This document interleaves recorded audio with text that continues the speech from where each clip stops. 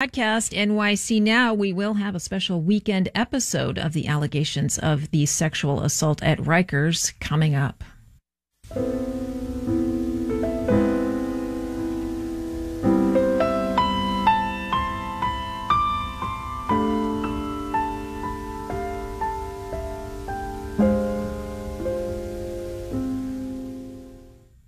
On the way next here on WNYC, it's Marketplace. In Oklahoma, when the state government decided to pass on a federal food assistance program, tribal governments stepped in. From the time we get here until the time we leave, a few days after hours, and we're still really trying to make sure cards get out to families.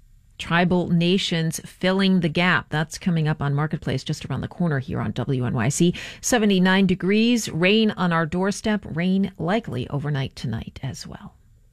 Support for WNYC comes from Hudson River Park, presenting its 24th annual Blues Barbecue Festival featuring Joe Louis Walker, Cheryl Youngblood, Altered Five Blues Band, and more. This Saturday at Hudson River Park's Pier 76. More at hudsonriverpark.org. WNYC, independent journalism in the public interest.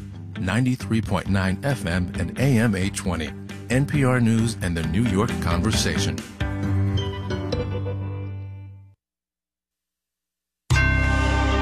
Marketplace is supported by Babbel for Business. With over 13,000 hours of language courses, Babbel is helping businesses break down language barriers and improve workplace safety. Learn more at babbelforbusiness.com. Hey, stock market. Yeah, I'm talking to you. It might be time to put down the adult beverage and go home. From American Public Media, this is Marketplace. Marketplace is supported by Progressive Insurance. Progressive is looking for individuals who want to join an inclusive and unique culture. More information, including application, at progressive.com/careers. And by C3 Generative AI, verified traceable answers, secure, hallucination-free, LLM-agnostic, IP liability-free C3.ai. This is Enterprise AI. In New York, I'm Kristen Schwab in for Kai Ryssdal. It's Friday, August 9th. Thanks for being here. No need to beat around the bush. It has been a week that's felt more like two when it comes to news and the economy. So let's waste no time getting into it. Courtney Brown is at Axios. Catherine Rampell is at The Washington Post. Hey, you two. Hi. Hi. Thank you for having me. Thanks for being here. So we started the week with a global market sell-off on Monday, and today markets are basically back where they started. Catherine, I'm wondering how you felt about the economy on Monday and then how you feel about it today. I feel kind of exhausted by the economy / the markets all week. But I think on Monday, my reaction was, okay, why is everyone panicking so much? It seems like there's a bit of an overreaction. I mean, to be sure, the jobs report from the previous Friday, which should have already been priced in, was concerning.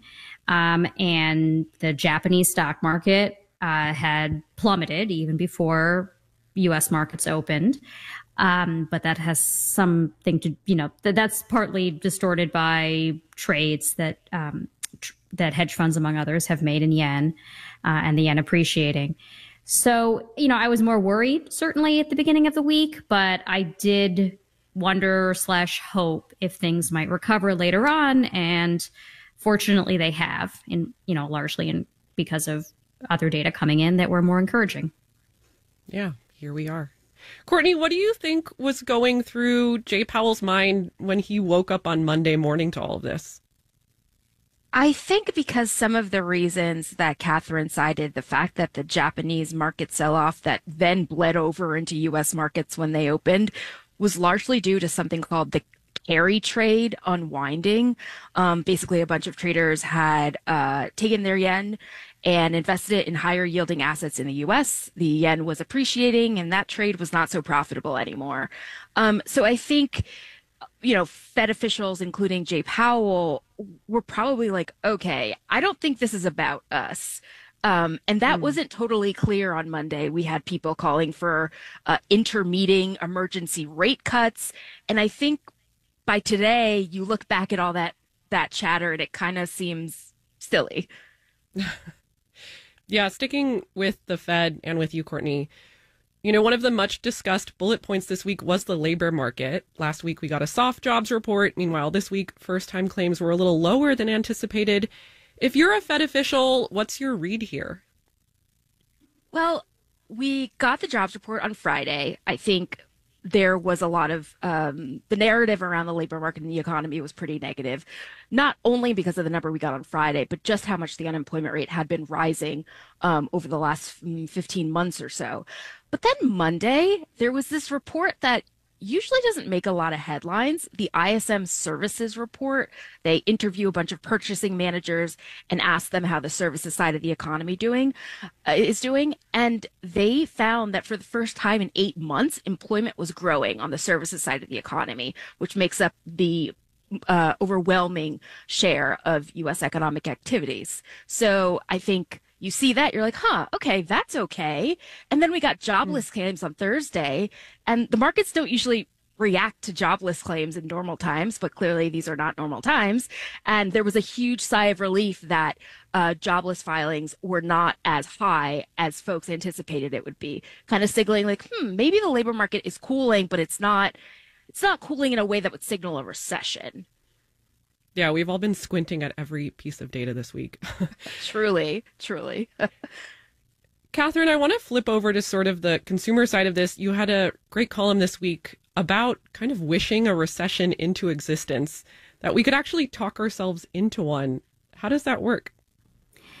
What I was referring to was if we all sort of become worried and negative and more risk averse at the same time, companies start pulling back on investments, and maybe they don't start laying off anyone, but they stop hiring. Consumers hear whispers of recession and they stop spending money, maybe because they're worried about their jobs. Those kinds of decisions can feed on themselves. That if consumers cut back, that hurts the profits of companies, and then they decide to cut back as well. And so you get into this kind of doom loop that is caused primarily just by a change in psychology. And you don't want to end up in that state of the world where we all decide things are bad and therefore act in ways that make them bad. To be sure, again, there are actual vulnerabilities in the economy. Besides, whatever's going on with the job market, we also have credit card defaults rising and some other signs of strain. But otherwise, the key indicators that the grand poobahs of deciding whether we're in a recession, the National Bureau of Economic Research Business Cycle Dating Committee, it's a mouthful. The indicators that they look at generally don't look like we're in recessionary territory. They look pretty strong, actually, or at least, acceptable. And so that's why I think, I wouldn't say that the only thing to fear is fear itself, but like it's a big thing to fear that if we all get too fearful and nervous at the same time, we can talk ourselves into a bad state of the world. Yeah. Well, on that note, Catherine, looking ahead, what kind of data are you looking for to tell you whether the Fed is on track or not? Obviously, inflation numbers. The Fed's dual mandate is maximum employment and stable prices. And they have a challenging job because there are threats in both directions. And what you would do to control one or to address one will unfortunately have an unintended bad effect on the other. So you want to see what's going on with the various measures of inflation that they look at, in addition to what's going on in the labor market. And of course, the other kinds of things that we were talking about, measures of investment, measures of consumer spending. But yeah, really, I think what's going to dictate the Fed's rate cutting schedule is how confident they are that we're going back to the 2% inflation target, and how confident they are that the labor market is slowing but not headed for a really bad place that includes no job growth / layoffs, net layoffs. Courtney Brown is at Axios. Catherine Rampell is at The Washington Post. Thanks so much and happy Friday. Thanks, Kristen. Thank you for having me. Wall Street today decided the beginning of the week didn't matter. We'll have the details when we do the numbers.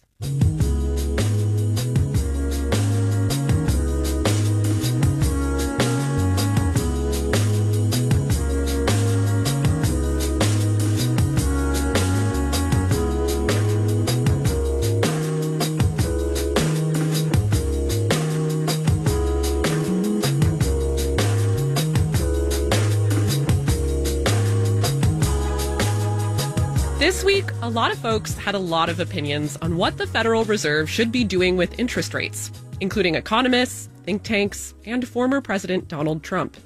He said that the president should have a say in setting monetary policy. The way it stands now is the Federal Reserve operates independently. Being insulated from politics is key to the central bank's mission. So why does it work that way?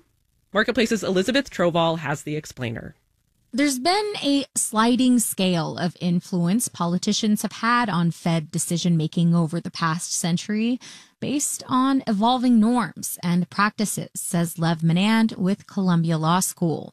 In the 50s, 60s, 70s, presidents routinely jawboned and pressured Federal Reserve officials to make certain decisions about monetary policy.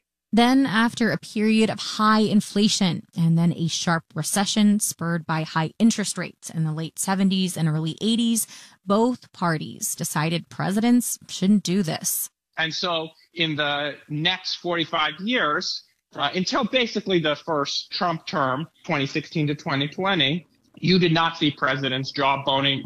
So why should the system defer to economists above politicians? Erwin Morris is with North Carolina State University. As society and the economy become more complicated, it's a lot to expect elected officials to have all of that information. And independent officials won't feel the pressure political figures would. To manipulate the economy in the advance of an election for short-term economic gains that bring long-term costs. The Fed is kind of like the chaperone at the party who takes the punch bowl away from the American public and their elected officials trying to have a good time, says Peter Conti Brown at Penn.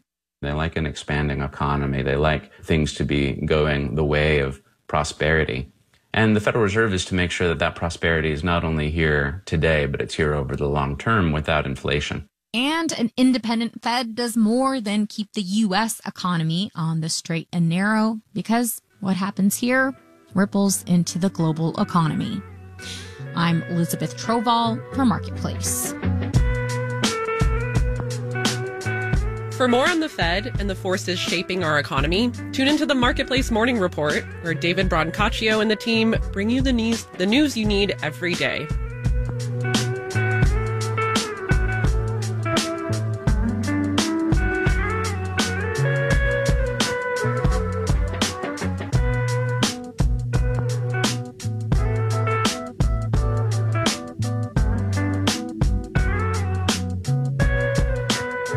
This summer marked the start of a new USDA initiative, Summer EBT.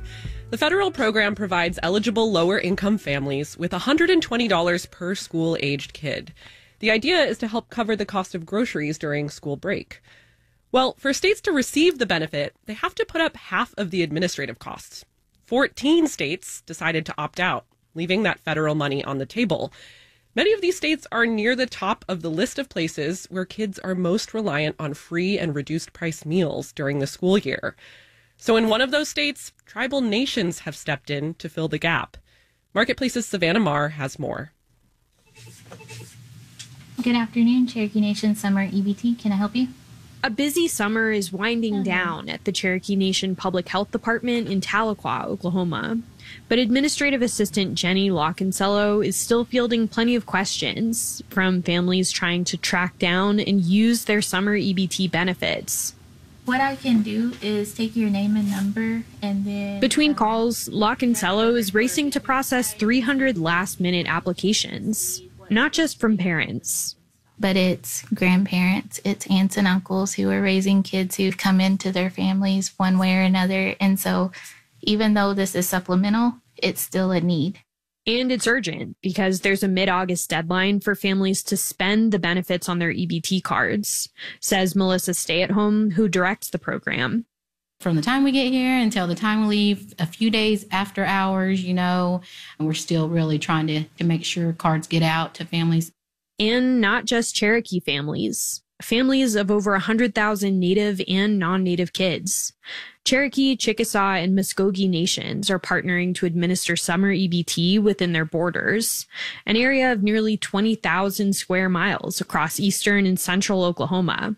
It takes a lot of staff and outreach, a $250,000 investment for Cherokee Nation. But opting into the program was an easy call, according to Deputy Chief Brian Warner. And it yields about a $3.5 million opportunity to put that food on the table. Earlier this year, Warner learned the state of Oklahoma was opting out of summer EBT. It was disappointment because I think of those that are not in our area. Families that could use the help but can't access it on non-tribal land. Oklahoma Governor Kevin Stitt's office didn't respond to a request for comment, but said in January the new program isn't yet vetted. Deputy Chief Warner says offering the program aligns with Cherokee values. When you're looking at Gadugi, which means working together, Cherokee and its partner nations can administer their own summer EBT programs thanks to federal self-determination laws. Eric Henson with Harvard's Project on Indigenous Governance and Development says this is just one example of tribal governments using their sovereignty to fill economic gaps. Administration of programs, healthcare, transportation, preschools, just the list goes on and on. Henson says we saw a lot of this during the pandemic, when living on tribal lands sometimes meant easier access to COVID-19 testing, PPE, and vaccines. Lots of tribes kind of threw the doors open and went, hey, if you want to get vaccinated, we've got supplies. It'll help all of us get back to work. When tribal governments thrive, Henson says it's good for neighboring communities too. From tribes having great largesse with their social services, and paying attention to these public goods and spreading them far and wide. Public goods like broadband access, affordable child and elder care, and on Cherokee Nation, some wiggle room in summer budgets. It helps our family out really a whole bunch. Andrea is a mom of 4 in Tahlequah with 3 kids still in school. She works in childcare, and she asked us not to use her last name to protect her family's privacy. Every year, she budgets for the 3-month gap when her kids aren't getting free school breakfast and lunch. But it's hard to afford everyone's preferences during that stretch. Our kids really like fruits and vegetables, and then they like to make those parfaits or whatever. This summer, she says the extra $360 helped her keep up with the cost of berries and yogurt. And we can go do something else with that. Like get ahead on back-to-school shopping and her kids' fall sports fees. In Tahlequah, capital of Cherokee Nation, I'm Savannah Marr for Marketplace.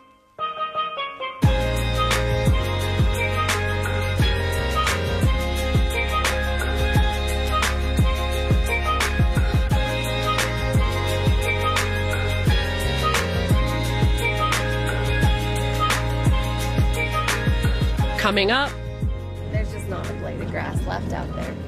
A look at how wildfires are affecting ranchers out west. But first, let's do the numbers. The Dow Jones Industrial Average gained 51 points, a 0.1%, to land at 39,497. The Nasdaq added 85 points, a 0.5%, to finish at 16,745. And the S&P 500 rose 24 points, again a 0.5%, to close at 5344. For the week, the Dow subtracted 0.6%, the Nasdaq shed 0.2%, the S&P 500 slipped less than a 0.1%. Stellantis dropped 1.2%. The automaker announced plans to lay off as many as 2,450 workers in Warren, Michigan. It's stopping production of an older model of its Ram 1500 pickup truck. Ford was off 0.3%. GM grew 1.3%. Paramount Global picked up 0.9% as the media giant's quarterly earnings topped analyst predictions. It announced today that it's cutting 15% of its workforce, about 2,000 jobs. Bonds rose. The yield on the 10-year T-note fell to 3.94%. You're listening to Marketplace. Marketplace is supported by Progressive Insurance. Progressive is currently looking for individuals in a variety of career fields who are interested in building a career and joining an inclusive and unique culture. More information, including application, at progressive.com/careers. And by Amazon Business, aiming to help save time by offering smart business buying solutions so there's more time to focus on growing the business and less time doing the admin. More at amazonbusiness.com. And by the Peter G. Peterson Foundation, a nonpartisan organization dedicated to raising awareness and accelerating action on America's fiscal challenges to build a brighter economic future for the next generation. Learn more at pgpf.org.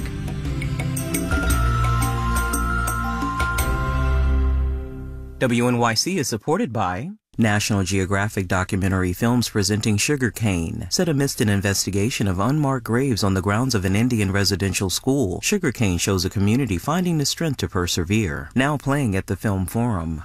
Have you ever had an encounter with someone that left you feeling a little braver? I remember getting in the car and just driving, and it was just for curiosity's sake. When I am in the winner's circle, there is no doubt that I've done the work. Join me, Helga Davis, for a special broadcast of Helga, conversations with artists and thinkers who share my passion for living fearlessly. All this week at 9 p.m. on 93.9 FM, WNYC. It's Marketplace here on WNYC. We do have a travel advisory in effect for New York City as rain continues to threaten the boroughs and the surrounding region. Rain this evening and overnight gives way to sunshine for your Saturday. Saturday's high will be in the upper 80s.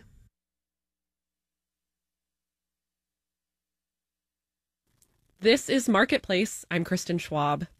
The happiest place on earth is not quite as lucrative as it used to be. Earlier this week, Disney did report making its first ever streaming profit. But over in its experiences unit, which is mostly its theme parks, profits fell 3%. The company warned that things probably aren't going to get better in the near future. Disney's CFO said, quote, lower income consumers are a little stressed and shaving a little bit off their time at the parks. Meanwhile, Comcast also reported a revenue dip of 10% from its Universal theme parks. Marketplace's Matt Levin reports on why the attractions are a little less attractive right now. Megan Hennigan is a Disney superfan. She visits Disneyland in Southern California about 3 times a week with her season pass, has a podcast and Instagram account about it. She has a pretty simple test for how crowded the park is. Open up the Disneyland app and see how long the wait is for the popular Indiana Jones ride. At 4 p.m, Indy has a 35-minute wait. That, for summer, wow. I'm like, the park is empty. Inflation is part of the explanation. Higher prices are squeezing everybody's budget, and Disneyland is expensive. Hennigan says even her superfan spending is being pinched. I'll tell myself, let's have lunch at home and then go to the park so we don't have to spend money on Disney lunch. A Saturday Disneyland ticket will cost you almost $200, and that obviously doesn't count airfare or hotel or that Disney lunch. Carissa Baker is an assistant professor of theme park management at the University of Central Florida. The first thing to go when you're being hit with any kind of financial issue is going to be your travel, your leisure, your entertainment spending. But Baker says it's not just inflation causing a theme park slowdown. Some of it is just attendance returning to normal after a post-pandemic surge. Bad summer weather also hurt. But while strapped consumers may be skipping the multi-day visit to Disney World or Universal Studios, regional theme parks like Six Flags are doing all right. Paul Golding is an analyst with Macquarie. If there is a local regional theme park where the pass price is more affordable and there is no need to incur airfare costs, the regional looks fairly attractive. And with the money you save, you can buy your kids some extra funnel cake after they ride the roller coasters. I'm Matt Levin for Marketplace.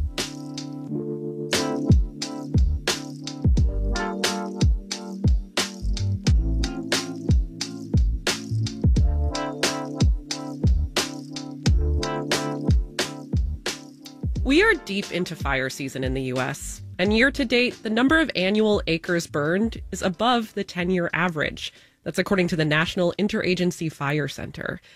Now, ranchers out west, they're used to wildfires. It's sort of a way of life. But this summer, fires have dramatically altered the landscape and have burnt crucial livestock range grounds. That's left cattle displaced, or worse, dead. And as Oregon Public Broadcasting's Alejandro Figueroa reports, ranchers are facing major losses. Jared Small is a fifth-generation rancher. I'm in his truck along with his wife, Amanda, and we're all driving down a winding dirt road that loops around the Wright Valley in eastern Oregon. Jared knows this country and ranchers and cattle who live here. Wick had all of his pasture burned, and he runs about 250, 300 head here. Usually, this landscape is full with tall, dry grasses, miles of sagebrush, and dotted with juniper. But now the fires have left the range scorched. Amanda points to the blackened mountains. There's just not a blade of grass left out there. We hop off the truck near where they usually graze their cattle. It's also where a lightning strike sparked the Durkee fire in mid-July. Strong winds and lots of dry grass carried the fire through nearly 300,000 acres of range.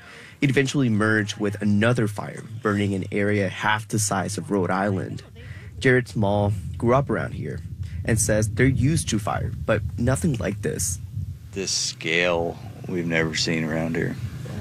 Yeah. It's nuts. They lost at least 5 cows and 9 calves. They burned in the blaze. Some are still missing, and on top of that, the Smalls have another challenge to deal with. They and many other ranchers who lost their grazing lands now have to figure out how to feed their cows. I mean, you can just look around. There's nothing left. And we don't even know what next spring will look like. It probably depends on the severity of the burns. The herd would normally be grazing on those lands through the fall, which is inexpensive for ranchers. With current hay prices, buying feed could cost the Smalls roughly $60,000 through the winter months alone. Jarrett says that's not sustainable. Can you afford 2 years of losses before your banker says, no, you're done, you're selling your cows and getting flush, and then you don't have anything? Okay. And it takes a long time to rebuild. That uncertainty and expense means some ranchers may need to sell off more cattle than they would normally. That's because it might take up to a year or longer for most of the rangeland to recover. It's too early to tell just exactly, what the rangeland loss is right now. That's Whitney Rogner. She manages a handful of soil and water conservation districts in eastern Oregon. I mean, it's black. That takes quite a bit of time depending on what the seed bank was and how much moisture we get over winter. She says many areas will likely need to be reseeded before invasive grasses take root. Financial damages are still unknown, but these fires will leave long-lasting scars. And Rogner notes the fire season is not over yet. We are all on pins and needles, hoping that the next, let's call it 45 to 60 days, just stays very, very calm. The hot forecast is not promising. She says some rain would be nice. In Baker City, Oregon, I'm Alejandro Figueroa for Marketplace.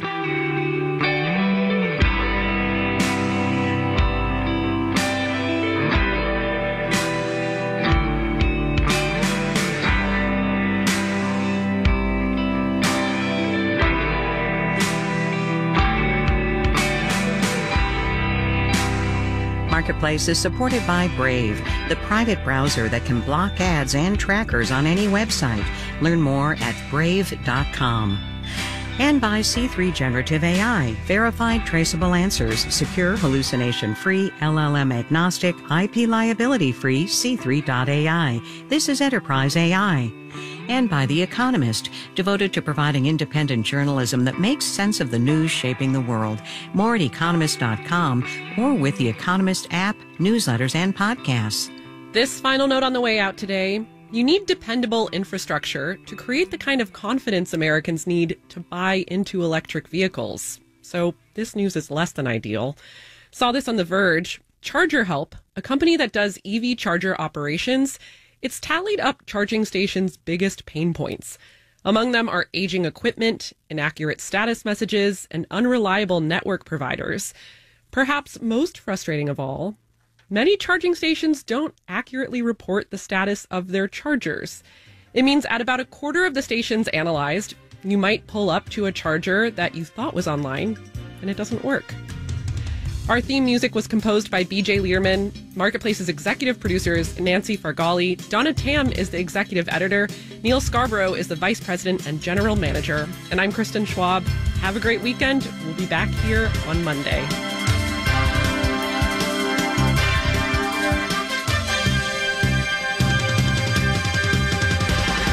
This is 8 p.m. WNYC